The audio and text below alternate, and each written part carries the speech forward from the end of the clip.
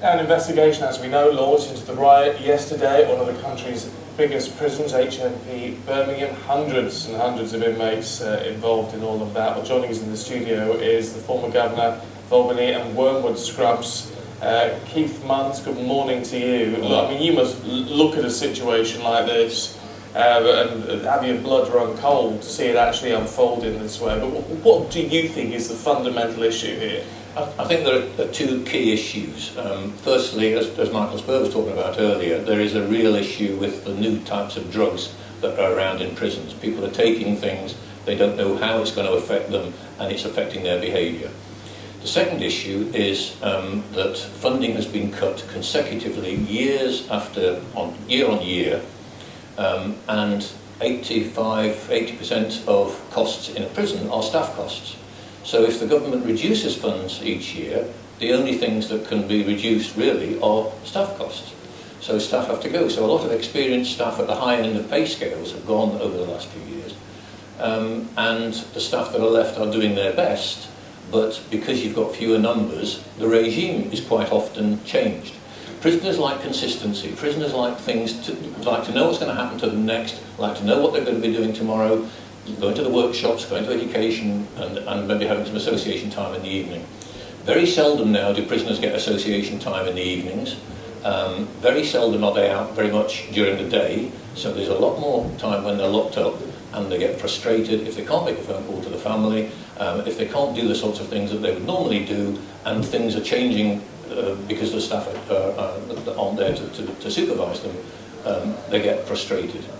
So it's probably a combination of these things. I mean, at HMP Birmingham, where this riot took place yesterday, we saw this unprecedented kind of timeline of selfies being sent from within prison, so we kind of had an insight into what was going on whilst it was happening.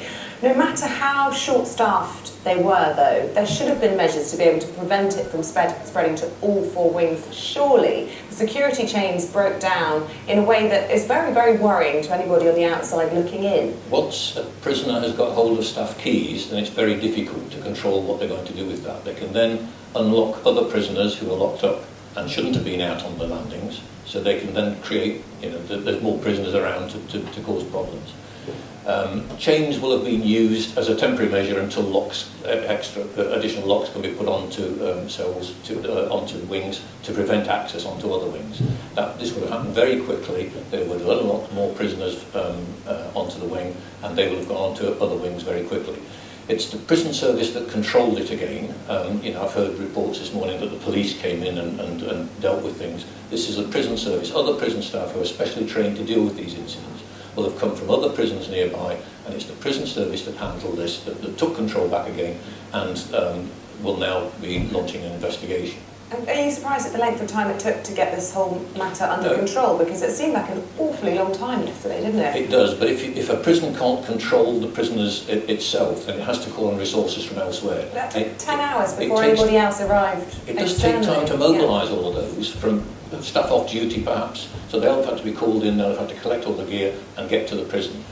They will then have planned how they were going to retake the prison, and that will have been done very professionally, I'm sure. Russell's tweeted, so he used to work at HMP Wandsworth, nearly lost a wing when it kicked off, he said. No staff, 30 officers left the week I did, and we know 30 officers have left HMP Birmingham in recent weeks. I mean, that is there. You said there's an absolute correlation, do you think? Yes, staff are under pressure, there's no doubt about that, and some will leave. There's a lot of dedicated staff still left, and they will try and control things to the best of their abilities. And just a yes or no answer, do you feel like the government has a grip of this issue? No. The problem is that funding has been reduced year on year, and that has caused the situation that we're in now. They're now looking to replace the staff that have been taken out with additional funding, and that will take a little bit of time. Good to talk to you. Thanks very much. Thanks very much indeed. Your thoughts will be very welcome on that this morning on Twitter. Stay with us. Lots more still to come.